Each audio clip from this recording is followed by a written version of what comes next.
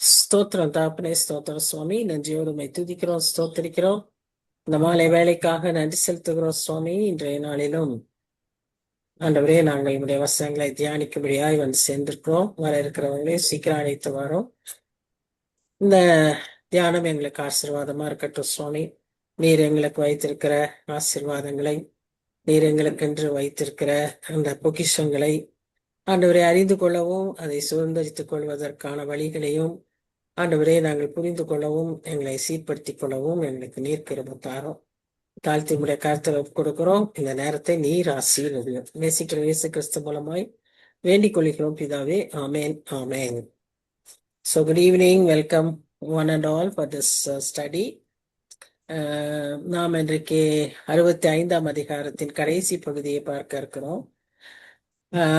அதாவது நம்ம இந்த ஒரு பெரிய புத்தகத்தை, ஒரு மெகா ப்ராஃபட்டிக் புக்கை by the grace of God we've been able to complete. We are almost at the penultimate chapter. முடிய போகிற அந்த கடைசிக்கு முந்தின அதிகாரத்துல இருக்கிறோம். இது ஒரு பெரிய கிருபை. கண்டினியூஸாவும் நம்ம படிக்க முடிஞ்சது. அதற்காக கூட நம்ம கர்த்தரை ஸ்தோத்திரிக்கணும். நமக்கு ஒரு ஜீவன் சுகம் கொடுத்து நம்மளை இவ்வளவு தூரம் நடத்தி வந்திருக்காரு. அதற்காக கர்த்தருக்கு நன்றி செலுத்தணும். அநேக காரியங்களை கற்றுக் கொடுத்திருக்கிறார். நீங்க நல்லா உட்காந்து கொஞ்சம் யோசிச்சு பார்த்தீங்கன்னா, if you had the habit of writing, அது திரும்பி நீங்க பார்த்தீங்கன்னா, அல்லது நீங்க ரெக்கார்ட் பண்ணியிருந்தீங்கன்னா அதை கூட நீங்க திரும்பி பார்த்தீங்கன்னா, நமக்கு தெரியும் எவ்வளவு காரியங்களை ஆண்டவர் நமக்கு பர்சனலா சொல்லி கொடுத்திருக்காரு அப்படின்னு சொல்லி நாம பார்க்க முடியும். ஏன்னா இதை படிச்சாலே பைபிளை படிச்ச மாதிரின்னு தான் பொதுவா வேத வல்லுநர்கள் சொல்லுவதாக நாம் பார்க்கிறோம். அப்பேற்பட்ட ஒரு புத்தகத்தை தயவாய் ஆண்டவர் நமக்கும் படிக்கிறதுக்கு உதவி செய்தார். இப்போ நம்ம இந்த கடைசி 65ஆம் அதிகாரத்துல இந்த கடைசி பகுதியில வந்திருக்கிறோம். Throughout this prophetic book, one thing was mentioned. அது என்ன அப்படின்னு சொன்னா remnants. ஏன்னா அவர் மூலமாக அநேக எச்சரிப்புகளையும் தண்டனைகளையும் நியாய தீர்ப்புகளையும் குறித்துதான் அதிகமாய் பேசியதை நாம் பார்க்கிறோம். எல்லா தேசங்களுக்கும் அவர் இஸ்ரேலுக்கும், இஸ்ரேலோடு கூட அவர்களோடு கூட அவர்களை துன்புறுத்தின மற்ற நாடுகளுக்கும் அவர் கொடுத்த எச்சரிப்புகளை தான் நாம் பார்த்து கொண்டே வந்தோம். அதன் மூலமாய் நம்மோடும் கூட அவர் தொடர்ந்து பேசிக்கொண்டே வந்தார். அந்த கிருபையாய் அதையும் ஆவியானவர் நமக்கான ஒரு எச்சரிப்பாய் எடுத்துக்கொள்ளும்படியாக அழகாய் நடத்தினார். இப்பொழுதும் அதில் அது எத்தனை ஒரு என்ன சொல்றது தேசங்களை பற்றி பேசினாலும் அதிலே ஒரு சிறு கூட்டத்திலே கர்த்தர் மகிழ்கிறவராய், ஒரு சிறு கூட்டத்தினுடைய வளர்ச்சியில கர்சனை உள்ளவர்களாய் அவர்களை ஆசீர்வதிக்கவும் காப்பாற்றவும் பாதுகாக்கவும் அதற்கான காரியங்களை செய்கிறதையும் தொடர்ந்து நாம பார்த்துக்கிட்டே வருகிறோம். throughout the different various chapters. இப்போ நாம இந்த கடைசி பகுதியில இந்த இதுல நாம பார்க்கும்போது கர்த்தர் நமக்காக what blessings he has in store for us in the future அப்படிங்கிறது தான் இந்த 65ஆம் அதிகாரத்தின் கடைசி பகுதியில நாம பார்க்கிறோம். இதை குறித்தும் இரண்டு விதமான கருத்துக்கள் உண்டு. முதல் இந்த 17, 18 இந்த பகுதிகள்லாம் பார்க்கும்போது வேத வல்லுநர்கள் எப்படி இதை கருதுகிறார்கள் என்றால், இது அந்த இட்டர்னல் ஸ்டேட்டை பத்தி சொல்லுது அப்படின்னு சொல்றாங்க. ஏன்னா இந்த இடத்துல தொடக்கமே என்னன்னு பாக்குறோம்னா, நான் புதிய வானத்தையும் புதிய பூமியையும் சிருஷ்டிக்கிறேன், முந்தினவைகள் இனி நினைக்கப்படுவதும் இல்லை, தோன்றுவதும் இல்லை இப்படின்னு சொல்லப்பட்டிருக்கிறதுனால some people think this refers to the eternal state, the new heavens and new earth which we would be dwelling after the white throne judgement. இப்போ டைம்லைன் ஆஃப் எண்ட் டைம்ஸ் பார்த்தீங்கன்னா you will find that antichrist reign வரும். Antichrist reign அப்போதான் you will have the tribulation and great tribulation for 7 years.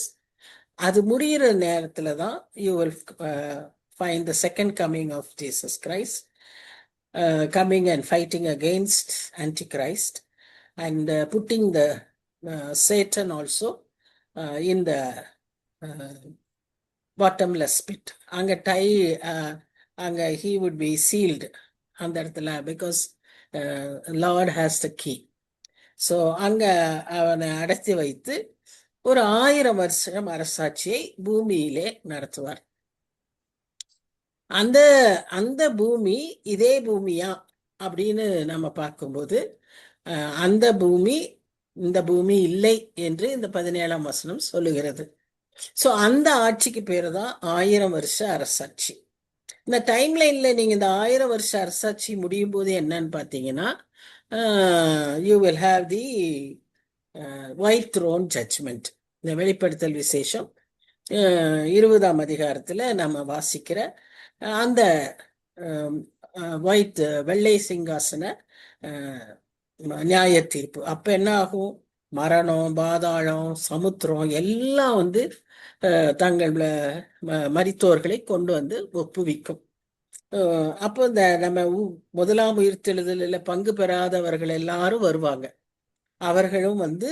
அவர்களும் உயிர்ப்பிக்கப்பட்டு judge பண்ணி அவர்களை பாதாளத்துல நரகத்துல தள்ளப்படுவார்கள். ஏனென்றால் அவர்கள் பெயர் ஜீவ புத்தகத்தில் எழுதப்பட்டிருக்காது. ஜீவ புத்தகத்தில் எழுதப்பட்டிருக்கிறவர்களுக்கு என்ன?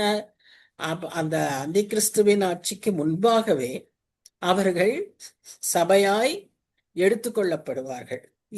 இதுதான் ஒரு வகையான நம்பிக்கை. இப்ப இதுவே இப்படிதான் நடக்குமா தெரியாது, பட் இதை தான் நாம் நம்பி விசுவாசித்துக் கொண்டிருக்கிறோம். இதற்கு நமக்கு நிறைய வசனங்கள் ஆதாரமா இருப்பதினாலே நாம் இதை சொல்லுகிறோம். இதற்கே நிறைய வேறு வேறு கருத்துகள் உண்டு. நம்ம அதையெல்லாம் போட்டு நம்ம குழம்பிக்க வேண்டாம். நமக்கு இதை நம்புவது நமக்கு ஆறுதலா இருக்கிறது. இதை நம்புவது நமக்கு அவசியமாகவும் இருக்கிறது. ஏன்னா இதை அவ்வப்பொழுது ஆண்டவர் நமக்கு பல வசனங்களின் மூலமாக பழைய ஏற்பாட்டிலும் புதிய ஏற்பாட்டிலும் வலியுறுத்தி கொண்டே வருகிறார். அதனால நாம இதை நம்புகிறோம். இப்போ அந்த 1000 வருஷ அரசாட்சிக்கு வருவோம். இந்த ஒயிட் த்ரோன் ஜட்ஜ்மெண்ட்டுக்கு அப்புறம் என்ன? இட்டர்னிட்டி, முடிவில்லாத ராஜ்யம், நித்திய ராஜ்யம். ஸோ அதை பற்றி இப்போ நாம் பார்க்கல. இந்த இடத்துல கொடுக்கப்பட்டிருக்கிற தீர்க்கதரிசி மூலமா சொல்லப்பட்டிருக்கிறது 1000 வருஷ அரசாட்சியை பற்றி தான் என்று 90% of the commentators believe. But in the first few verses alone seem to say about the eternal state. ஏன் அப்படி சொல்றாங்க அப்படின்னு பார்த்தா, இங்க சொல்றபடி முந்தினவைகள் இனி நினைக்கப்படுவதில்லை, மனதிலே தோன்றுவதும் இல்லை. இப்படி ஒரு காரியம் இட்டர்னிட்டியில தான் இருக்கும். 1000 வருஷ அரசு. ஏன்னா அங்க நம்ம என்ன பார்க்கிறோம்?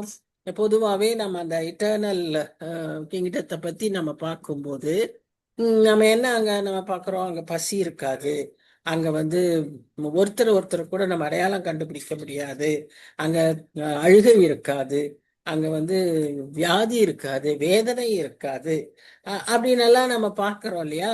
அப்போ இந்த 19ஆம் வசனத்தையும் அப்படிதான் சொல்லியிருக்கு. கூக்குரல் சத்தம் அதில் இனி கேட்கப்படுவதில்லை, இப்படியெல்லாம் சொல்லப்பட்டிருக்கிறதுனாலே people think the prophet is referring to the eternal state of the final end அப்படின்னு சொல்றாங்க. ஆனா இந்த 18ஆம் வசனமும் இதற்கு பின்னால் வரக்கூடிய வசனங்களையும் நாம் பார்க்கும்போது that refers to a kind condition where we are still in the earth. அந்த பூமியிலே இருக்கிற அந்த நித்திய ராஜ்யத்திற்கு முன்பாக இருக்கக்கூடிய ஒரு நாட்களை குறித்து பேசுகிறதாக பார்க்கிறோம். அதனாலே அது 1000 வருஷ அரசாட்சியாகத்தான் இருக்க முடியும் என்று நிறைய கமெண்டேட்டர்ஸ் முடிவு சொல்றாங்க. இப்போ நமக்கு இதெல்லாம் பற்றி கான்ட்ரவர்சிஸ் எல்லாம் பற்றி நமக்கு தெரிய வேண்டியதில்லை. பட் ஒரு 1000 வருஷ அரசாட்சி இருக்கு. அதுல நமக்கு எப்படி இருக்க போறோம், நாம அதுல பங்கு பெறுகிறோமோ, நம்முடைய நிலைமை என்ன அப்படிங்கிறத மாத்திரம்தான் நம்ம ரொம்ப ஜாக்கிரதையாய் நாம அதை கவனிக்க வேண்டியதா இருக்கிறது. சரி, இப்போ நாம டைம்லைன் சொன்னப்போ சொன்னேன், கிரேட் ட்ரிபுலேஷனுக்கு அப்புறம் தான் மில்லினியம்னு. அப்ப இந்த ட்ரிபுலேஷன் பீரியட்ல நாம இருக்க போறோமா?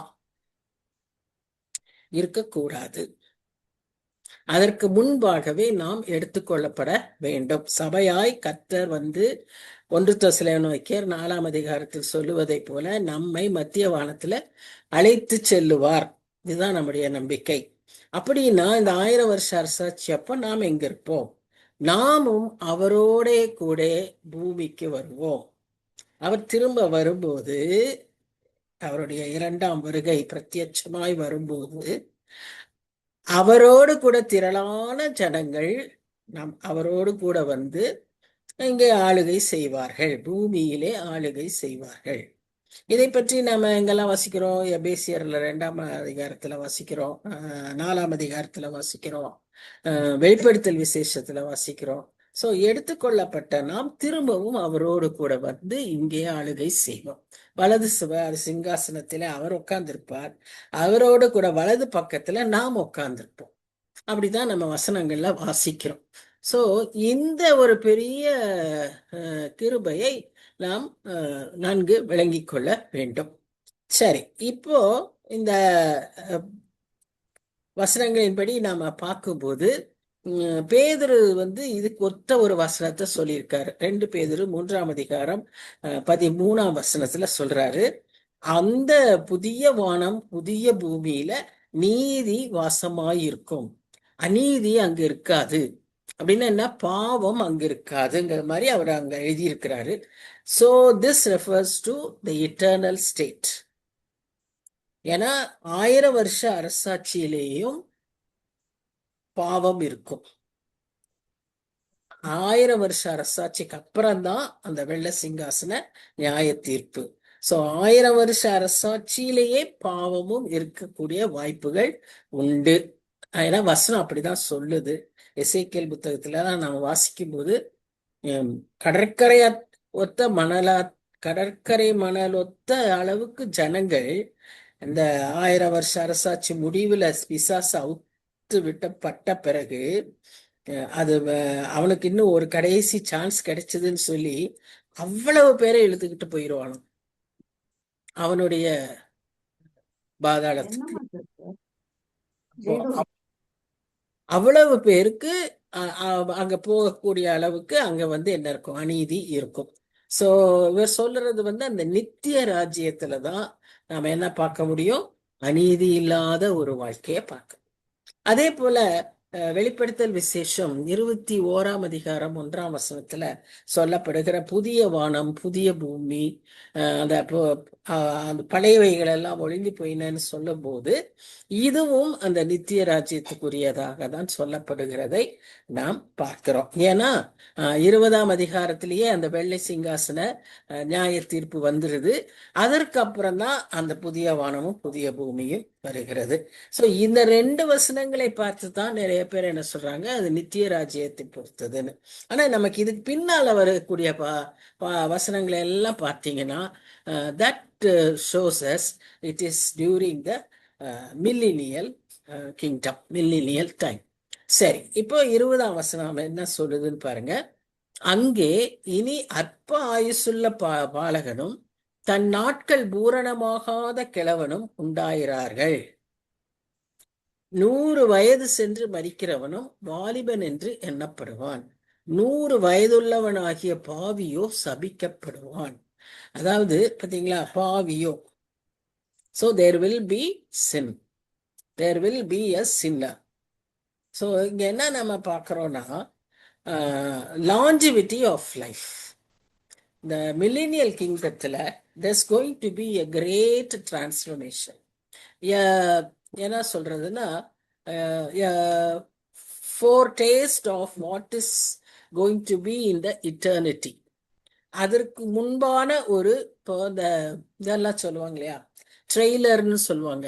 The actual the drama, actual cinema rehearsal, final rehearsal அப்படிலாம் சொல்லுவாங்கல்ல. அது மாதிரி இந்த மில்லேனியல் கிங்டம் வந்து ஆக்சுவலா இட்டர்னல் கிங்டம்ல எப்படி இருக்குமோ அதனுடைய ஒரு முன் முன் சுவையாய் இது இருக்கும். அப்படி பார்க்கும்போது இந்த இதுல முதல்ல சொல்லப்பட்டிருக்கிற காரியம் என்னன்னா லான்சிவிட்டி of life.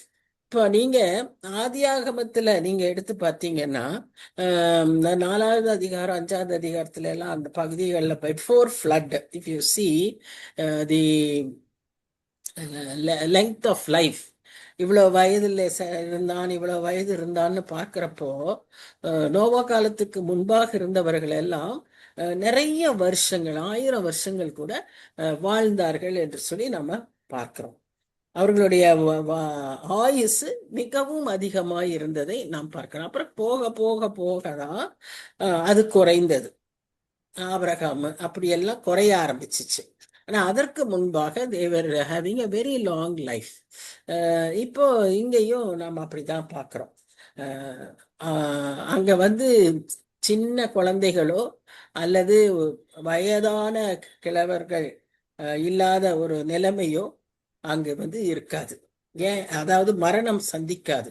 They will have a very long life அப்படின்னு சொல்றத பார்க்கிறோம்.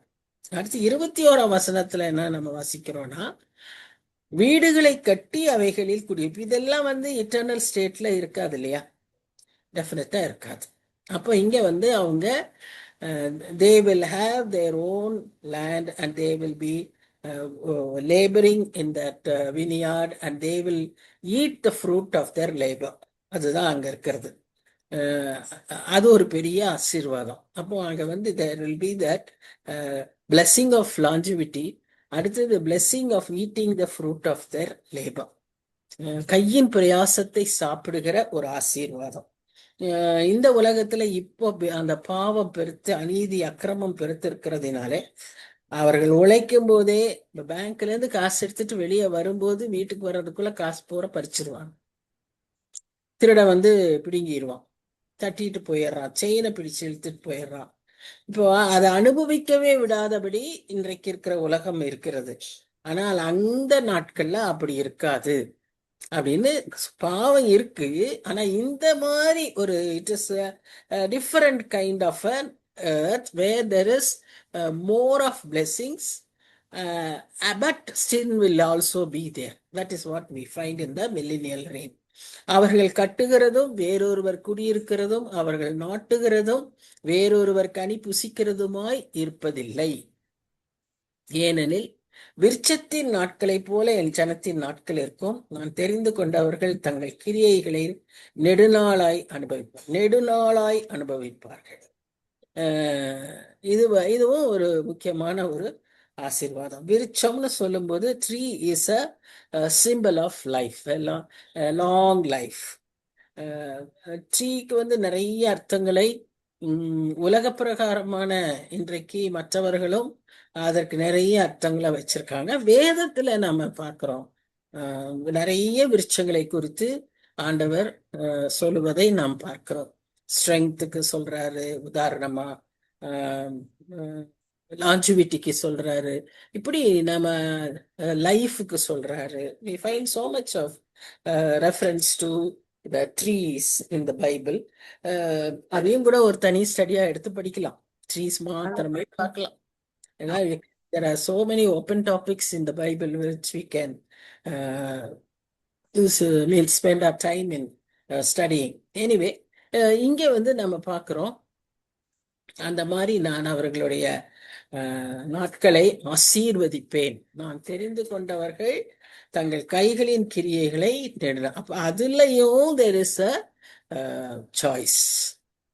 1000 வருஷ அரசாட்சிக்குள்ள வர்றவங்க எல்லாரும் அப்படியே ஆசீர்வதிக்கப்பட்டவர்கள் அல்ல. அங்கேயும் ஒரு சாய்ஸ் இருக்கு. ஏன்னா அங்க அந்த கொஞ்சம் பேரு அவர்களுக்கு உண்மையா இருப்பாங்க. மற்றவர்கள் அங்க அப்படி இருக்க மாட்டாங்க. அதனால அது அங்க அந்த அந்த சாய்ஸை நாம அங்க பார்க்கிறோம். ஸோ ஸோ இந்த millennial earth people will live very long.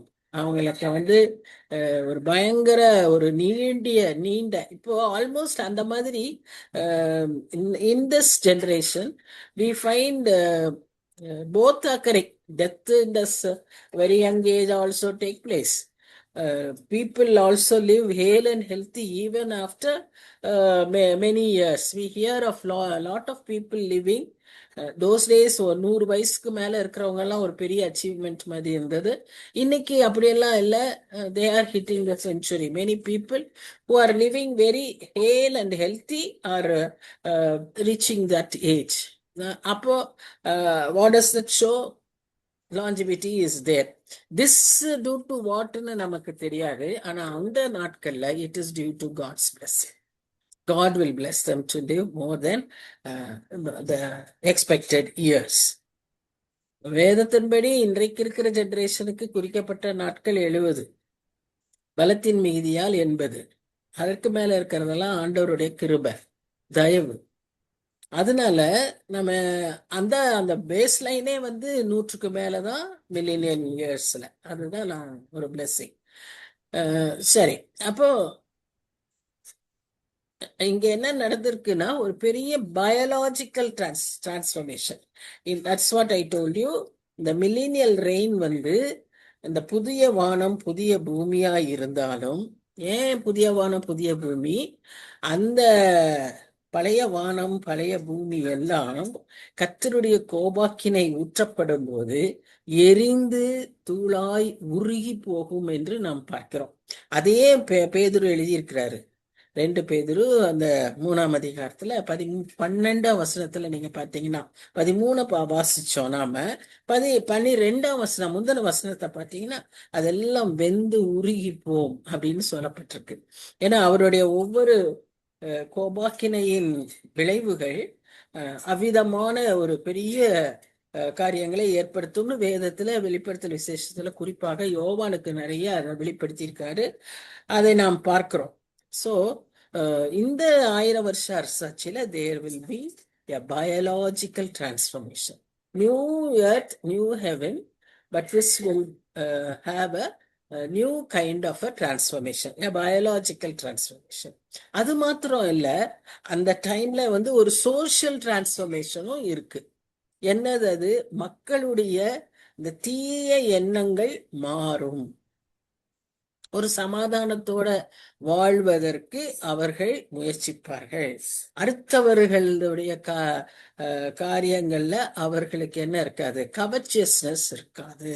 அதனால அவங்க திருட மாட்டாங்க, இச்சிக்க மாட்டாங்க. மற்றவர்களுடைய பொருளை பார்த்து மற்றவர்களுடைய செல்வத்தை திருடி கொள்வது. இன்னைக்கு ஏடிஎம் உடைக்கிறான், என்னென்னமோ செய்யறாங்க இல்லையா? அப்படியெல்லாம் இன்னைக்கு அன்றைய நாட்கள்ல செய்ய மாட்டாங்க. So they may not have that greed, contentment ஒருவேளை அன்றைய நாட்கள்ல இருக்கும். அதனாலதான் நமக்கு இப்பவே ஆண்டவர் என்ன சொல்றாருன்னா, போதுமென்ற மனதோடு வாழ்வதே பக்தி, சிறந்த பக்திக்கான ஆதாயம். அப்போ நாம அப்படியாய் நம்ம வாழ இப்பவே பழகி கொள்ளணும் அப்படிங்கிறது தான் ஆண்டவர் நம்ம இடத்துல எதிர்பார்க்கிறார்.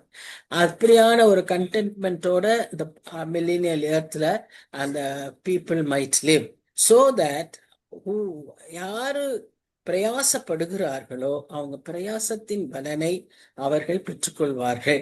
இந்த நாட்கள்ல அப்படியா பிரயாசத்தின் பலனை யார் பெற்றுக்கொள்வார்கள் என்று நாம் பார்க்கிறோம். கர்த்தருக்கு பயப்படுகிறவர்களுக்கு அந்த ஆசீர்வாதத்தை கர்த்தர் வச்சிருக்காரு. இப்ப கர்த்தரின் பிரயாசத்தை சாப்பிடுவது ஒரு ஆசீர்வாதம். அது நிச்சயமாய் ஒரு ஆசீர்வாதம்.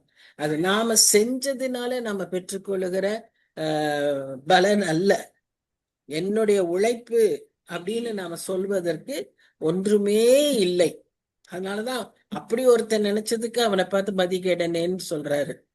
உன்னுடைய எடுக்கப்பட்டுட்டா நீங்க என்ன செய்வ அப்படின்னு கேட்கிறாரு இல்லையா? அந்த அந்த அந்த சிந்தனை நம்மிடத்தில் இருக்கக்கூடாது. நாம் இன்றைக்கு பிரயாசப்படுறதும் அனுபவிக்கிறதும் பெற்றுக்கொள்கிறதும் எல்லாம் கர்த்தருடைய தயவு. என்பதை நாம் நினைவில் வைத்துக் கொள்ள வேண்டும். அதுபோல அந்த நாட்களிலும் கர்த்தர் அந்த ஆசீர்வாதத்தை அவர்களுக்கு தருகிறார். இப்ப 23, 24, 25 இந்த கடைசி வசனங்கள். இங்க நாம என்ன பார்க்கிறோம்னா, அவர்கள் விருதாவாக உழைப்பதில்லை, அவர்கள் துன்பமுண்டாக பிள்ளைகளை பெறுவதும் இல்லை, அவர்களும் அவர்களோட கூட அவர்கள் சந்தானமும் கர்த்தராலே ஆசீர்வதிக்கப்பட்ட சந்ததியாய் இருப்பார்கள். அப்பொழுது அவர்கள் கூப்பிடுகிறதற்கு முன்னே நான் மறு உத்தரவு கொடுப்பேன், அவர்கள் பேசும்போதே நான் கேட்பேன். Is it not true even now today? Millennial கிங்டத்துக்கு தான் நம்ம வெயிட் பண்ணணும் இல்ல. That is the blessing of the God's children. அங்க சொல்லப்பட்டிருக்கிற அத்தனை ஆசீர்வாதமும் நாம இப்பவே அனுபவிச்சுக்கிட்டு இருக்கிறோம். இதையெல்லாம் ரிஜெக்ட் பண்ணி போன மக்களுக்கு தான் இன்னும் ஒரு வாய்ப்பு அந்த 1000 வருஷ அரசாட்சியில. ஆனா நமக்கு இப்பவே ஆண்டவர் அதை செய்கிறார்.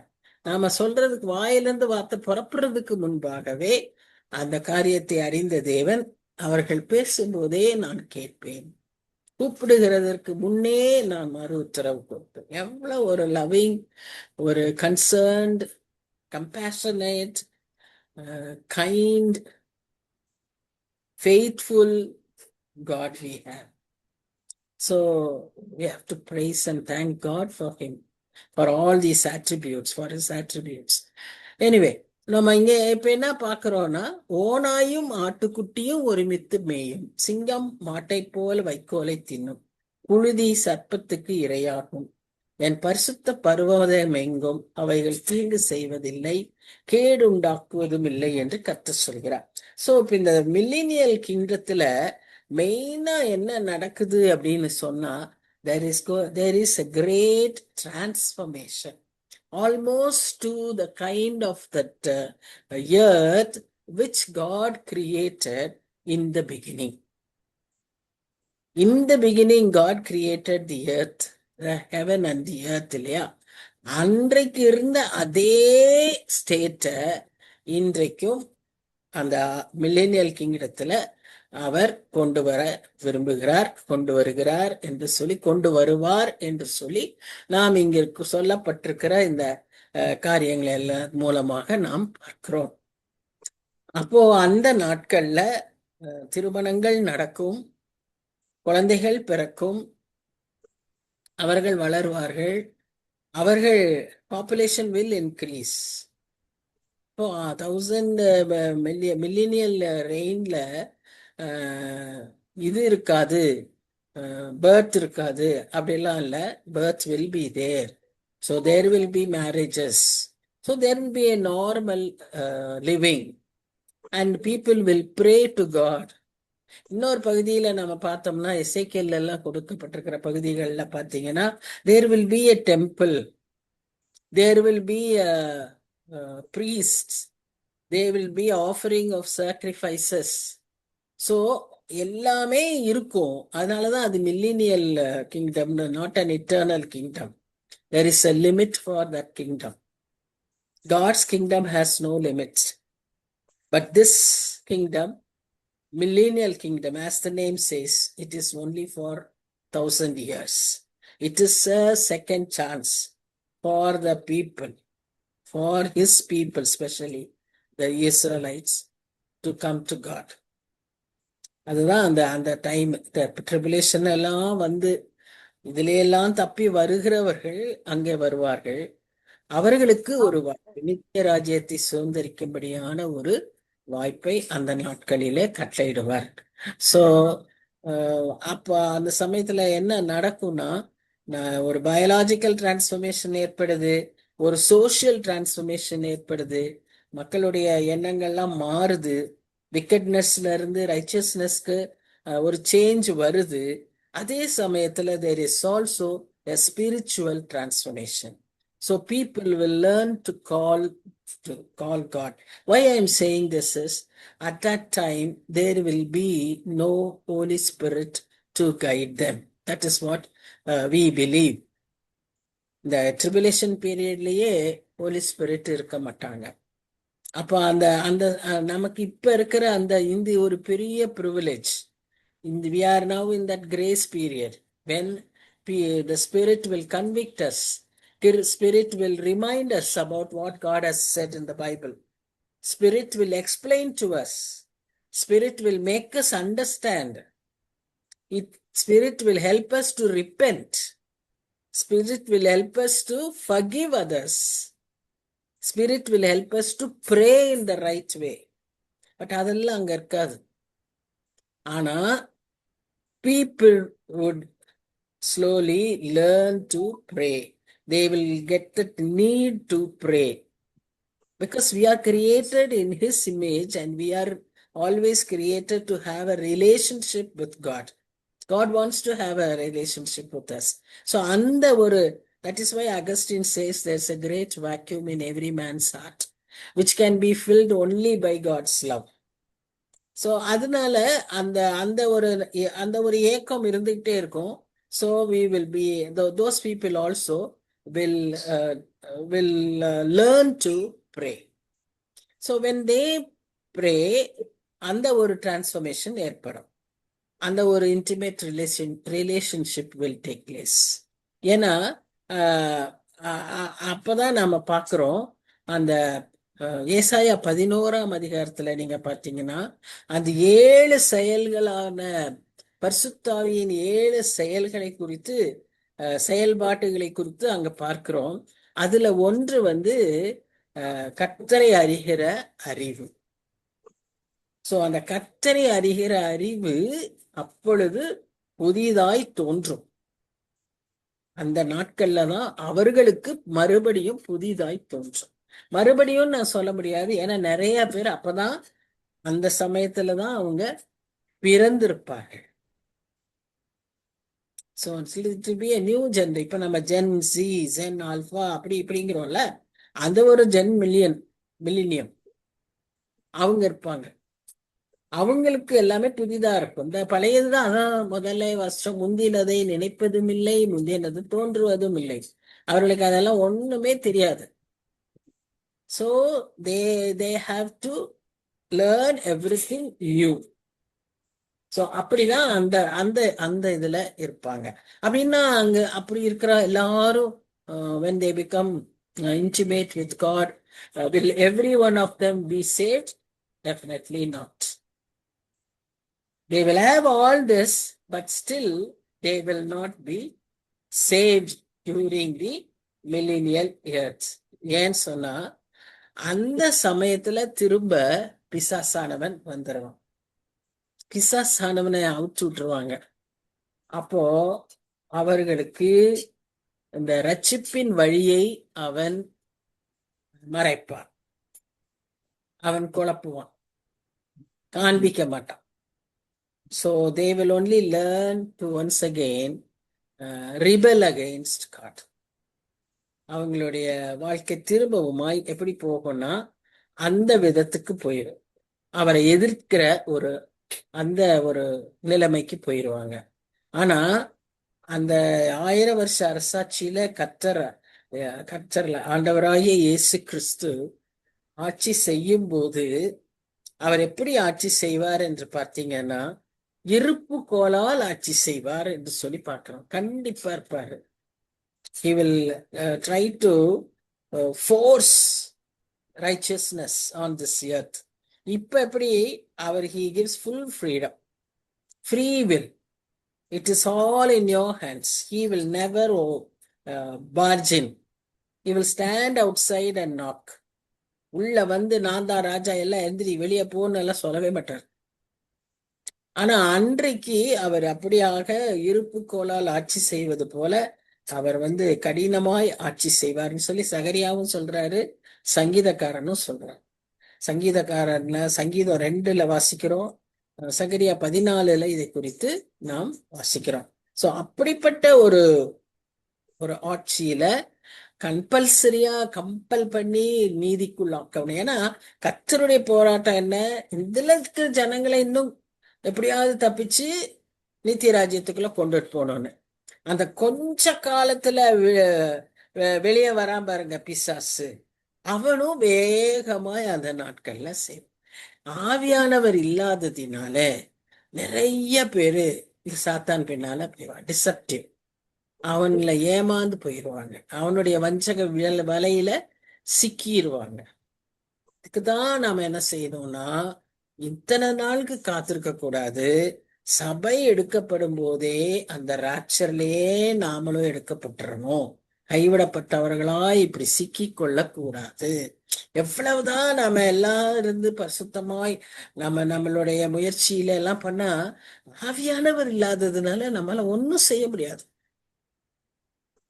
ஆவியானவருடைய role it's tremendous, tremendous.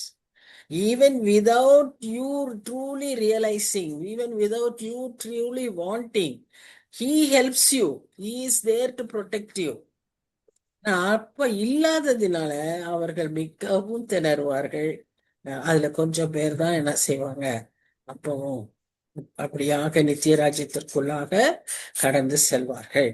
So அந்த அந்த 1000 வருஷ அரசாட்சியை பற்றி நம்ம என்ன பாக்குறோம்னா, அந்த நாட்கள்ல தாவீது ராஜா ஒரு முக்கியமான இடத்தை பெறுவார். அப்ப தாவீது ராஜா எழுப்பப்பட்டு ஆண்டவரோட வந்திருக்கிறார். அவர் ஒரு முக்கியமான இடத்தை அவர் அந்த இடத்துல பெறுவார் என்று சொல்லி நாம பார்க்கிறோம்.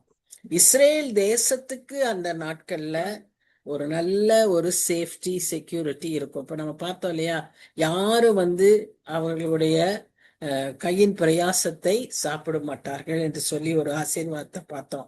அது அன்றைக்கு இருக்கிற அங்க இருக்கிற மக்கள் இல்லை. ஏன்னா இந்த இஸ்ரேல் தேசத்துக்கு இதுவே வழக்கம். அவர்கள் அப்படியாக கஷ்டப்பட்டு எல்லாம் வளர்ச்சி எல்லாம் செஞ்சிருப்பாங்க. அந்த சமயத்துல அசீரியர் வருவாங்க, எகிப்தியர் வருவாங்க, அம்மோனியர் வருவாங்க, மோவாபியர் வருவாங்க, பாபிலோனியர் வருவாங்க, யாராவது பெலிஸ்தியர் வருவாங்க. they will come and loot their produce. அதனால அவர்களுக்கு அப்படி ஒன்று ஏற்படாது அப்படின்ற ஒரு வாக்கு தத்தத்தை அங்கு நாம பார்க்கிறோம். அதே போல அந்த 1000 வருஷ அரசாட்சியில அங்க அப்ப இருக்கிற ஜனங்கள் எல்லாரையும் நம்ம சொல்ல முடியாது. எதையுமே எப்பவுமே எல்லாவற்றையுமே எல்லாருக்கும் பொதுவானது, எல்லாரும் அப்படியே இருப்பாங்கன்னு நம்ம சொல்லவே முடியாது. பரலோகத்துல மாத்திரம்தான் அப்படி நம்ம பார்க்க முடியும். இங்கே நம்ம என்ன பாக்குறோம்னா, அப்ப இருந்த மக்கள் இடத்துல ஒரு நல்ல ஒரு பரிசுத்தமும் ஒரு ஒரு அர்ப்பணமான ஒரு வாழ்க்கை, டிவோஷன், பியூரிட்டி அண்ட் டிவோஷன், அது ஒரு முக்கியமான ஒரு காரியமாக நாம் அந்த நாட்கள்ல அந்த மக்கள் இடத்துல பார்ப்போம். அத கொஞ்சம் ரெமினன்ட், ஒன்ஸ் அகெயின் ரெமினன்ட், கொஞ்சம் பேர் அப்படி அதுல ரொம்ப கருத்தாய் இருப்பார்கள். இன்றைக்கு இருக்கிறோம் இல்லையா, இன்றைக்கு இருக்கிறோம்ல, நாம எல்லாரும் அந்த கூட்டத்துல தானே இருக்கோம். அது மாதிரி அன்றைக்கு இருப்பாங்க. இப்ப இன்னைக்கு சர்ச் எடுங்க, உங்க சர்ச் எடுத்து யோசிச்சு பாருங்க, எத்தனை பேரு இப்படி ஒரு பியூரிட்டிக்கும் டிவோஷனுக்கும் இம்பார்ட்டன்ஸ் கொடுக்குறாங்கன்னு யோசிச்சு பாருங்க. அவங்களுடைய இம்பார்ட்டன்ஸ் எல்லாம் எதுக்கு இருக்கு? ப்ராமினன்ஸ், பாப்புலாரிட்டி, ஒரு ஒரு ஒரு அங்கீகரிப்பு, ரெக்கக்னிஷன், இதுதான் அவங்களோட முக்கியத்துவமா இருக்கு. ஆனா இதெல்லாம் இல்லாம உண்மையான ஒரு தூய்மையான பக்தியோடு ஒரு இருக்கிறவங்க இருக்கத்தான் செய்யறாங்க. அப்படிப்பட்டவங்க அன்றைக்கும் இருப்பாங்க அப்படின்னு சொல்லி நாம பார்க்கிறோம். இப்ப நம்ம இதெல்லாம் இந்த 1000 வருஷ அரசாட்சியை பார்க்கும்போது நமக்கு கொடுக்கப்படுகிற அந்த சிலாக்கியங்கள், இன்றைய உலகிலே நாம் பெற்றிருக்கிற சிலாக்கியங்கள் எல்லாம் அன்றைய நாளின் ஆசீர்வாதங்கள். அன்றைய நாளின் ஆசீர்வாதங்கள் எல்லாம் வரப்போகிற நித்திய ராஜ்யத்தின் முன்சுவை. So we are enjoying that eternal life, eternal blessings, even now in this earth. That is the promise of God, and that is the privilege God has given to us. இதை அனுபவிக்கணும், இதை நினைவு கூறணும், ஏற்றுக்கொள்ளணும். சரி, அதான் நான் சொன்னது போல எசேக்கியேல், ஆமோஸ், இவங்க தீர்க்கதரிசிகளுடைய இந்த அதிகாரங்களில் எல்லாம் நம்ம ஏற்கனவே பார்த்திருக்கிறோம். 1000 வருஷ அரசாட்சி டீட்டெயிலா எசேக்கியேல் எடுக்கும்போது நம்ம எடுத்திருக்கிறோம். அதுல நீங்க பாத்தீங்கன்னா ஆலயம் திரும்ப கட்டப்படும், ஆலயம் இருக்கும். அந்த ஆலயத்துல ஆராதனைகள் நடத்தப்படும், பலிகள் செலுத்தப்படும். அப்பவே நம்ம அதை பார்த்தோம். ஏன்? அதுதான் எல்லாம் இயேசு கிறிஸ்துவனுடைய மரணத்திலேயே அது முடிஞ்சிருச்சே. ஏன் எதற்காக இந்த பலிகள் அப்படின்னு அதை நம்ம பார்ப்போம்.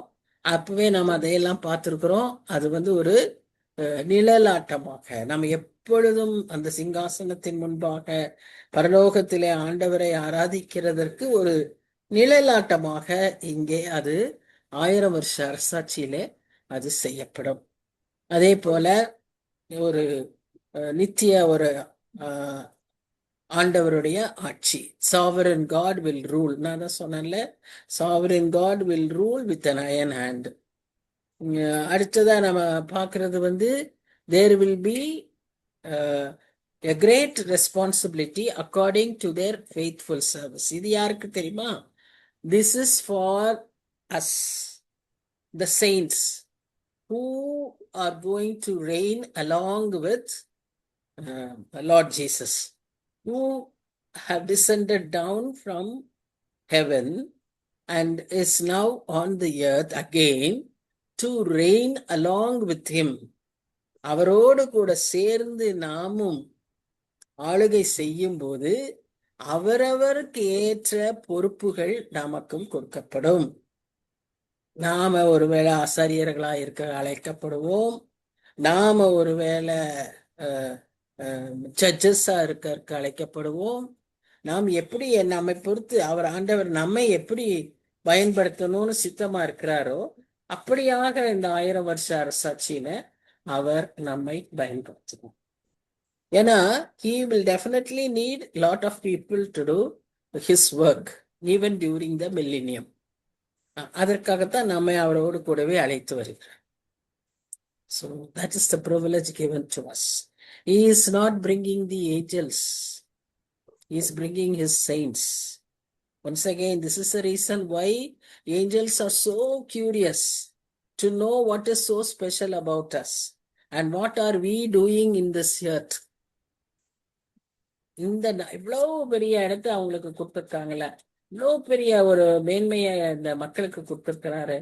இவர்கள் எப்படி வாழ்கிறார்கள், நாம என்ன செய்யறோம், அவங்க என்ன செய்யறாங்கன்னு அப்படி கம்பேர் பண்ணிக்கிட்டே அவங்க இருப்பாங்க. Angels will be there comparing us with themselves. So we must stand in that position. அந்த ஸ்டாண்டர்ட்ல நாம இருக்கணும். So that is what is more and more important. So with this we finish with the 65th chapter and move on to 66th chapter, the final chapter.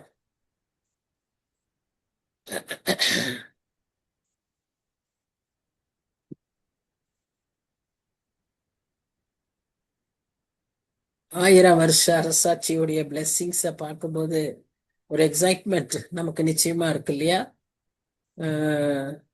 Let's hope we will reign with God during that time.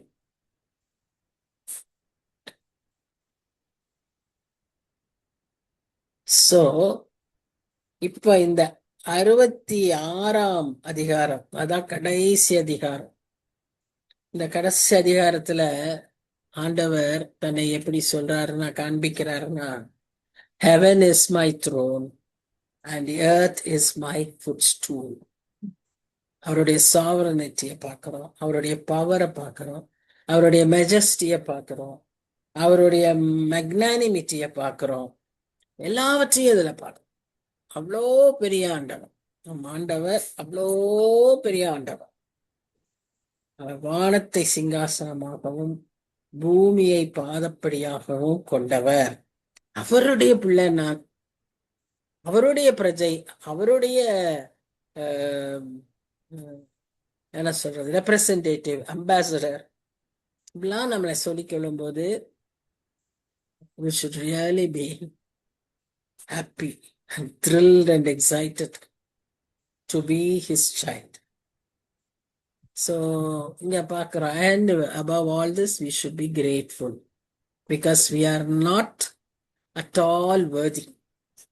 தகுதியே இல்லாத நமக்கு இவ்வளோ பெரிய கிருபைய தகுதியை ஆண்டவர் கொடுத்திருக்கிறார் என்பதை நினைவு கூர்ந்தவைகளா இருக்க வேண்டும். இந்த முதல் 2 வசனத்துல நம்ம பார்க்கிறது என்னன்னா, கர்த்தர் சொல்லுகிறது என்னவென்றால், வானம் எனக்கு சிங்காசனம், பூமி எனக்கு பாதப்படி. இதை நம்ம நினைச்சு பார்க்கும் போதே ஒரு மாதிரி அமேசிங் சம்திங். எனக்கு அது விவரிக்க தெரியல. பட் ஒரு மாதிரி இருக்கு இல்லையா?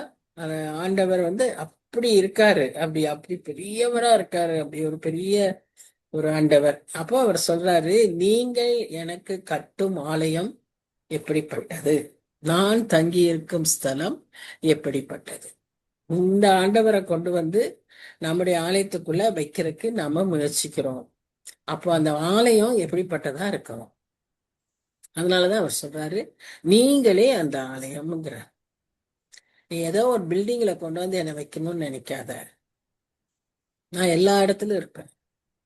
இப்போ நீ அந்த ஆலயமாய் விளங்கு, நான் தங்குகிற ஆலயமாய். Every individual should live according to his presence, according to his wishes. அவர் நம்மள தங்குற மாதிரி நாம வாழணும். அப்போ என்னுடைய கரம் இவைகளையெல்லாம் சிருஷ்டித்ததினால் இவைகளெல்லாம் உண்டாயின என்று கர்த்தர் சொல்கிறார். அடுத்த declaration, it was I who created, it was my hand which created. பெரிய மறுபடியுமாய் அதை அறிவுறுத்தி சொல்லுகிறார். இதுல ஏகப்பட்ட குழப்பங்கள் இன்னைக்கு இருக்கு இல்லையா? எவ்வளவு கொஸ்டின்ஸ் இருக்கு, எவ்வளவு தியரிஸ் இருக்கு. அப்படியே வந்துருச்சு, ஜஸ்ட் லைக் தட் உலகம் வந்துருச்சு, ஜஸ்ட் லைக் தட் உயிர் வந்துருச்சு. அது 1 2 ஆச்சு, 2 4 ஆச்சுன்னு இப்படியெல்லாம் சொல்லக்கூடிய பலவிதமான தியரிஸ் உண்டு. ஆனா இங்க நம்ம வாசிக்கிறோம், நான் இதை சிருஷ்டித்தேன், என்னுடைய கரம் இவைகள் எல்லாம் சிருஷ்டித்தது, அதனாலதான் இவைகள் எல்லாம் உண்டாயின என்று கர்த்தர் சொல்லுகிறார். இதற்கு மேல நமக்கு என்ன வேணும்? ஆனாலும் சிறுமைப்பட்டு ஆவியில் நொறுங்குண்டு என் வசனத்துக்கு நடுங்குகிறவனையே நோக்கி பார்ப்பேன். இவ்வளவு பெரிய ஆண்டவர் நம்மை நோக்கி பார்க்கணும்னு சொன்னா, அதுக்கு முன்னாடி அதிகாரத்துல என்ன வாசிச்சோம்? வாயிலிருந்து வார்த்தை வர்றதுக்கு முன்னாலே நான் கேட்பேங்கிறார், நான் அதுக்கு பதில் தருவேங்கிறாரு. அப்போ அவர் நம்மை நோக்கி பார்த்தாதான் அப்படி நம்ம வாயிலிருந்து வர வார்த்தையை கேட்க முடியும். அப்படியானா நாம எப்படி இருக்கணும்? சிறுமைப்பட்டவர்களாய் ஆவியிலே நொறுங்குண்டவர்களாய் இருக்க வேண்டும். So what does that mean? We must be humble and contrite in our heart. இதுதான் நம்ம சங்கீதக்காரன் வந்து 51ஆம் சங்கீதத்துல சொல்றாரு, ஆண்டவரே நீர் எந்த பலியும் விரும்புவதில்லை, நொறுங்குண்ட இருதயத்தை தான் விரும்புகிறீர், அதை நீர் புறக்கணியீர். அப்ப அப்படிப்பட்ட ஒரு உள்ளத்தோடு தான் ஆலயத்திற்கு நாம் செல்ல வேண்டும், அவருடைய பந்திகளில் பங்கு பெற வேண்டும், வசனங்களை தியானிக்கும் போது இந்த உள்ளத்தோடு நாம் தியானிக்க வேண்டும், அவரை துதிக்கும் போது இந்த உள்ளத்தோடு துதிக்க வேண்டும், அவரோடு ஜெபிக்கும் போது இந்த உள்ளத்தோடு ஜெபிக்க வேண்டும். அப்பதான் அவர் என்ன செய்வாரு? நம்மேல் பிரியம் கொள்வார். ஏன்னா அதுதான் அவர் எதிர்பார்க்க, வேற ஒண்ணுமே அவர் எதிர்பார்க்க. நாம வேறெல்லாம் செய்யறதுக்கு ரெடியா இருக்கோம். என்னெல்லாம் செய்ய சொல்றீங்களோ நாங்க செய்யறோம். அன்னைக்கு நாழமான் சொன்னது போல வேற எதையாவது சொல்லியிருந்தா செஞ்சிருக்கலாம். போய் நீ எங்க ஊர்ல யாரும் இல்லைன்னா இந்த ஊர்ல வந்து என்ன குளிக்க சொல்ற? God wants that humility. He wants us to humble ourselves and be contrite in our hearts. நம்ம ஹோலினஸ் என்னென்னமோ சொல்லிட்டு இருக்கோம், இது சரியா இருந்துச்சுன்னா அதெல்லாம் வந்துடும். இங்க கோளாறானாதான் அங்க எல்லா பிரச்சனையும் வரும். So this is the first step. So இங்க நம்ம பார்க்கிறோம், அவருடைய சாவரனிட்டியும் அவருடைய பவரையும் இங்க அவர் சொல்றாரு. அதுதான் ஒரு இமேஜரியா சொல்றாரு. Heaven is my throne and the earth is my footstool அப்படின்னு அவர் சொல்லும்போது அவருடைய பவரை காண்பிக்கிறார், அவருடைய சாவரனிட்டியை காண்பிக்கிறார். ஸோ நம்மளோ அப்பேற்பட்ட ஆண்டவர் நம்மோடு கூட உறவு கொள்ளும்படியாய் அவர் விரும்புவதினால்தான் இந்த மாதிரி உள்ளம் கொண்டவர்களை நான் நோக்கி பார்ப்பேன் அப்படின்னு அவர் சொல்றார். ஸோ நம்ம வர்ஷிப், நம்முடைய ஆராதனைகள் எப்படிப்பட்டதா இருக்கிறது என்று சொல்லி நம்ம புறம்பான காரியங்களுக்கு முக்கியத்துவம் கொடுத்து இந்த காணிக்க அந்த காணிக்க இப்படி செலுத்துறோம் அப்படி செலுத்துறோம் அவசியம்தான். ஆனா இந்த உள்ளத்தோடு செலுத்துறோமான்னு தான் முக்கியம். எவ்வளவு கொடுக்குறோம் இல்ல, எந்த உள்ளத்தோடு நம்ம கொடுக்கறது தான். அதனாலதான் அந்த விதவைட்டு இருந்த 2 காசை கூட அவரு அங்கீகரிக்கிறாரு, ஏற்றுக்கொண்டார். ஏன்னா அந்த உள்ளம். So we must have that kind of a humble heart.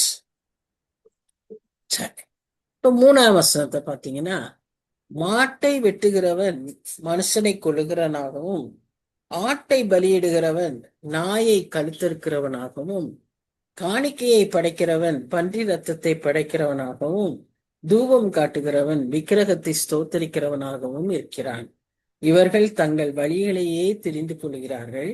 இவர்களுடைய ஆத்துமா தங்கள் அருவருப்புகளின் மேல் விருப்பமாய் இருக்கிறது. இப்ப மாடு ஆடு இதெல்லாம் the people who want to give special offerings, sacrifices, பலி செலுத்துறது. அன்னைக்கு அதெல்லாம் செஞ்சாங்க இல்லையா, அபிஷேகம். ஆனா அவங்க எல்லாம் எப்படிப்பட்டவங்களா இருக்காங்கன்னு பாருங்களேன். அவர் என்ன சொல்றாருன்னா, இன்டைரக்டா they are like murderers, மனுஷனை கொல்லுகிறவர்களாய். ஒருவேளை நேரா மனுஷனை கொண்டு கத்தி எடுத்து கொள்றவங்களா இருக்க மாட்டாங்க. ஆனா in their families, in their society, in their office, marketplaces, they may behave like that. காணிக்கையை வைக்கிறவன் பன்றி ரத்தத்தை அப்படின்னா என்ன, அருவருப்பான கர்த்தர் விரும்பாத காரியத்தை செய்கிறது. காணிக்கையை படைக்க கூடாதா? காணிக்கை கட்டாயம் படைக்கணும். அதனாலே நம்ம படைக்கிறோம், என்ன உள்ளத்தோடு படைக்கிறோம், அதுதான். அப்படி கர்த்தர் விரும்பாத அருவருப்போடு நீ காணிக்கையை செலுத்தும் போது அது அக்செப்டே பண்ணிக்க மாட்டார். இதெல்லாம் யோசிக்கும் போது எவ்வளவு ஒரு இன்னைக்கு இருக்கிற நம்ம சமுதாயத்திலே நம்ம யோசிச்சு பார்த்தோம்னா பயமா இருக்குல்ல. எவ்வளவு துணிகரமாய் மக்கள் வாழ்ந்து கொண்டிருக்கிறார்கள், வாழ்ந்து கொண்டிருக்கிறோம். நாமும் அதற்கு துணை போகிறோம், நாமும் அதிலே இருக்கிறோம். யோசிக்கணும். தூபம் காட்டுகிறவன் சொன்னா ஆசாரியர்கள், லேவியர்கள், அங்க பக்கத்துல அசிஸ்ட் பண்றவங்க, பிரீஸ்ட்க்கு அசிஸ்ட் பண்றவங்க, அவங்க எல்லாம் விக்கிரகத்தை ஸ்தோத்தரிக்கிறவனா இருக்கிறார்கள். இவர்கள் தங்கள் வழிகளையே தெரிந்து கொள்கிறார்கள். இவர்களுடைய ஆத்துமா தங்கள் அருவருப்புகளின் மேல் விருப்பமாய் இருக்கிறது. அவங்களுக்கு தப்புன்னு தெரிஞ்சாலும் அதை விட்டு வர்றதுக்கு அவங்களுக்கு விருப்பம் இல்லை. இதெல்லாம் தப்பா? இது ஒரு தப்பா? இப்படியே வாழ்ந்துகிட்டே போயிடுவோம் தான் அவங்க நினைக்கிறாங்களே ஒளி, அதை விட்டு வரணும்னு அவங்களுக்கு விருப்பம் இல்லை. அதனாலதான் அவர் என்ன சொல்றாரு, நான் கூப்பிட்டும் மறு உத்தரவு கொடுக்கிறவன் இல்லாமலும். என்ன, they don't listen to what God says. அதனாலதான் காதுள்ளவன் கேட்க கடவன், காதுள்ளவன் கேட்க கடவன். காதே இல்லாம ஒரு மனுஷர் இருக்கானா? இல்ல. படைக்கும் போது கட்டாயமா கர்த்தர் காதை படைச்சிருக்காரு. ஆனா என்ன சொல்றாரு, காதுள்ளவன் கேட்கப்படவன், காதுள்ளவன் கேட்கப்படுவன். ஏன்னா we are not willing to listen. நான் பேசியும் அவர்கள் கேளாமலும் அவர்கள் என் பார்வைக்கு பொல்லாப்பானதை செய்து நான் விரும்பாததை தெரிந்து கொண்டது நிமித்தம் நானும் அவர்களுடைய ஆபத்தை தெரிந்து கொண்டு அவர்களுடைய திகில்கள் அவர்கள் மேல் வரப்பண்ணுவேன். இப்படி எல்லாம் இவங்க செஞ்சுக்கிருந்தாலும் இவங்களுக்குள்ள என்ன இல்லைன்னா ஒரு சமாதானம் இல்லை, ஒரு நிம்மதி இல்லை. ஒரு நம்பிக்கை இல்லை. they do not have a hope. ஆனா ஆண்டவருக்குள்ள இருக்கிறவங்கள நீங்க பாத்தீங்கன்னா, ஆண்டவருக்கு பிரியமா நடக்கிறவங்கள பாத்தீங்கன்னா, அதான் டெஃபினட் ஒரு டிமார்கேஷன் அங்க பார்க்க முடியும். அவங்களுக்கு இருக்கிற ஒரு சமாதானம், ஒரு நம்பிக்கை இவர்களிடத்துல இல்லை. இவர்களுக்கு என்ன ப்ராமினண்டா இருக்கு? திகில், பயம். இப்படி நடந்துருமோ, இப்படி நடந்துருமோ, இந்த திகில் இவர்களுக்கு அதிகமாய் இருப்பதை நாம் பார்க்கிறோம். ஆனா ஆண்டவருடைய பிள்ளைகளுக்கு அப்படிப்பட்ட திகில் இருக்காது. இவர்கள் இதை கேட்காம இந்த மாதிரி இருக்கிறதுனால இந்த திகிலுக்கே அவர் நிறைய புதுசு புதுசா உண்டாக்கிக்கிட்டே இருப்பார். அவரே நானே நானே செய்வேன்னு சொல்றார் அங்க.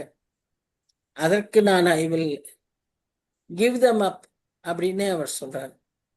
வசனம் அதுதான் சொல்லுது.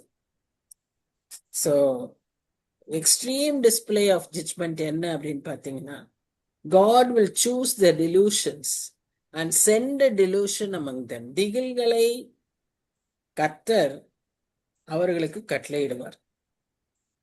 ரோமர் 1:28 என்ன சொல்லுதுன்னு பார்த்தீங்கன்னா, God gave them over to a depraved mind so that they do what not to be done. கேடானதை செய்வதற்காக அவர்களை அவரே ஒப்பு கொடுத்துருவார். ஏன்னா இவங்க கேட்கவே மாட்டேங்கிறாங்க. They do not listen. They do not turn to God. They want to go only in their way. So God will just give up. இந்த 1ஆம் அதிகாரத்துல நீங்க பாத்தீங்கன்னா 3 முறை சொல்றாரு, God will give them up, God will give them up, God will give them up. அப்படி அவரே கைவிடுகிற ஒரு 3 தடவை அவர் அதை சொல்றாருன்னா அவங்க எவ்வளவு துணிகரமாய் வாழ்கிறார்கள். இப்போ அப்ப நாம எப்படி இந்த திகில்ல இருந்து தப்பிக்கிறது? அவர் நம்மை கூப்பிடும் போது அவருக்கு செவி கொடுத்து அவருக்கு கீழ்ப்படிந்து அவர் சொல்லுவதை செய்வதுதான், வேற ஒண்ணுமே இல்லை. நம்ம எப்ப கூப்பிடுறாரு? வசனத்துல கூப்பிடுறாரு, செய்திகள்ல கூப்பிடுறாரு, எத்தனையோ விதங்கள்ல கூப்பிடுறாரு, உன் உணர்வுல கூப்பிடுவாரு, உனக்குள்ள ஒரு உணர்த்துவாரு, படுத்து தூங்குற நேரத்துல உனக்கு ஒரு உணர்வுக்குள்ள பேசுவாரு. மற்ற எத்தனையோ விதத்துல கூப்பிடுறாரு. அன்னைக்கு சாமுவேல் அப்படித்தானே கூப்பிட்டாரு. அப்படி பிரத்யட்சமா கூப்பிடலாம், உணர்வுல கூப்பிடலாம், வசனத்துல கூப்பிடலாம், நடக்கிற சம்பவங்கள்ல அதன் மூலமாய் கூப்பிடலாம். செவி கொடுக்கிறோம். அந்த அலர்ட்னஸ், சென்சிட்டிவிட்டி நம்மிடத்துல இருக்கா? இதுதான் கர்த்தர். So simple. அப்ப 5ஆம் வசனத்துல அவர் அப்படியெல்லாம் இருந்தா என்ன சொல்றாருன்னா, அங்க நான் அப்பதான் அவர்களை நோக்கி பார்ப்பேன்னாரு. இங்க என்ன சொல்றாருன்னா, கர்த்தருடைய வசனத்துக்கு நடுங்குகிறவர்களை அவருடைய வார்த்தையை கேளு. கர்த்தருடைய வசனத்துக்கு நடுங்குகிறவனைத்தான் நான் நோக்கி பார்ப்பேன். இப்ப கர்த்தருடைய வசனத்துக்கு நடுங்குகிறவர்களே வார்த்தையை கேளு. என் நாமத்தை நிமித்தம் உங்களை பகைத்து உங்களை அப்புறப்படுத்துகிற உங்கள் சகோதரர் கர்த்தர் மகிமைப்படுவாராக என்கிறார்களே, அவர் உங்களுக்கு சந்தோஷம் உண்டாகும்படி காணப்படுவார், அவர்களோ வெட்கப்படுவார்கள். நம்ம கர்த்தருக்காக வாழ்ற வாழ்க்கையில பாடுகள் இருக்குங்கிறத அவர் அங்கே சொல்றாரு. நம்ம அதற்காக பகைப்பாங்க, அவங்க நம்ம கேலி செய்வாங்க.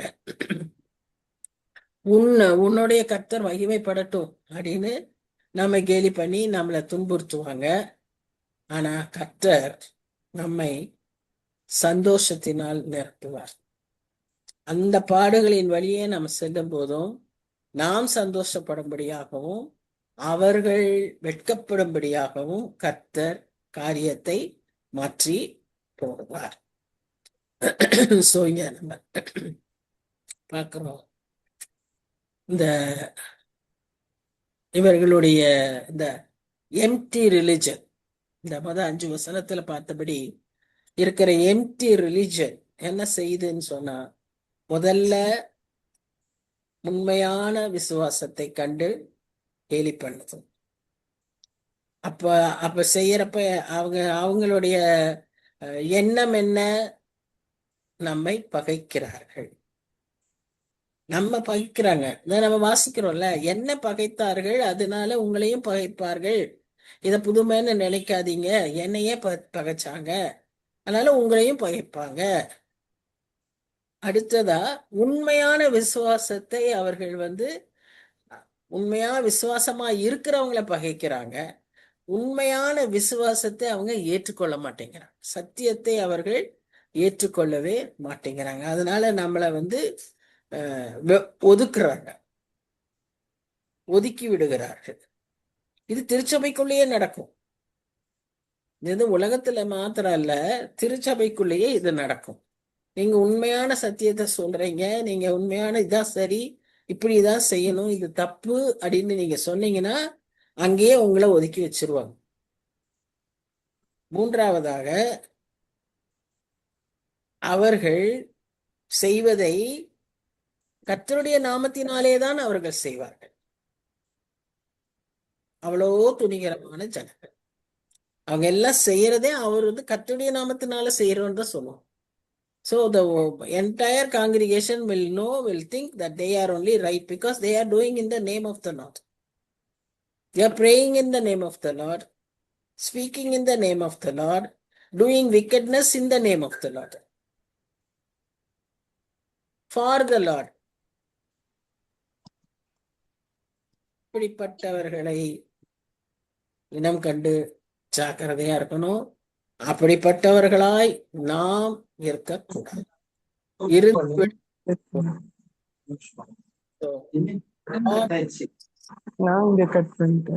Us to have a heart that trembles at his word.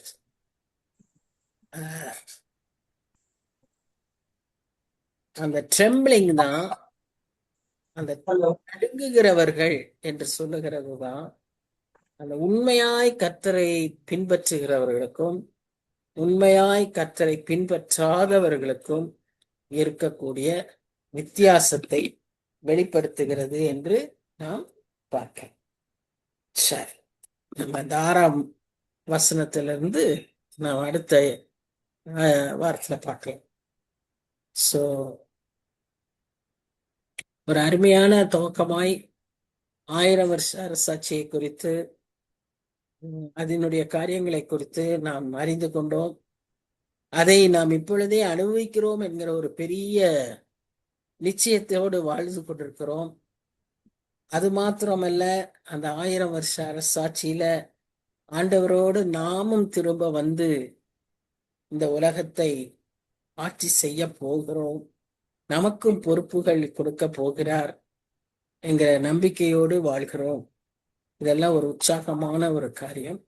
அதே சமயத்துல நம்ம இப்படியெல்லாம் கனப்படுத்துகிற, உயர்த்துகிற, நேசிக்கிற ஆண்டவர் எப்படிப்பட்டவர் என்பதை அடுத்த அதிகாரத்திலே நாம பார்த்தோம். இந்த ஜபங்கள் எல்லாம் பதில் கொடுக்கப்பட்டு அங்க அவர் அவ்வளவு அருமையா நடத்திக்கிட்டு வந்தவர் இங்கே தன்னுடைய வல்லமையை வெளிப்படுத்துகிறார். அப்பேற்பட்ட தெய்வத்தின் பிள்ளைகளாகிய நாம் அந்த ஸ்டாண்டர்டுக்கு நாம எல்லா கிங் பேலசஸ்லயும் நீங்க பாத்தீங்கன்னா, why palaces even in the other responsible places, people who lived, ஆனா I do not know how it happens now, but those days king பேலசஸ்ல இருக்கக்கூடிய அவங்க வீட்டுல பிறந்த குழந்தைகளுக்கு they will be given special training that they have to behave like a royal child. Dress, manners, etiquette, language, behavior, academics எல்லாமே அந்த Royal ஸ்டாண்டர்ட்ல இருக்கணும் அப்படின்னு they would be given training. They would be given training in every aspect so that they will excel in all aspects because they are considered to be the future kings. So அந்த விதமாக நாம் ஆயத்தப்பட வேண்டிய நாட்கள் இந்த நாட்கள். நமக்கு கொஞ்ச நாள் தான் இருக்கு. ஆனா நாம இந்த ரகசியத்தை எல்லாம் தெரிஞ்சுக்கிட்டோம். நாம இப்போ ஆயத்தப்படும் போது இது எல்லாரும் மனதில் வச்சு ஆண்டவரே, நான் இப்படியாய் ஆயத்தப்பட எங்களுக்கு உதவி செய்யுங்கன்னு சொல்லி நாம கேட்டு நாம வாழ வேண்டியவர்களா இருக்கும். ஜெபிக்க. நல்ல தகப்பனே, துதிக்கிறோம் ராஜா, துதிக்கிறோம், ஸ்தோத்தரிக்கிறோம். ஆண்டவரே, இந்த நல்ல வேலைக்காக நன்றி செலுத்துகிறோம்.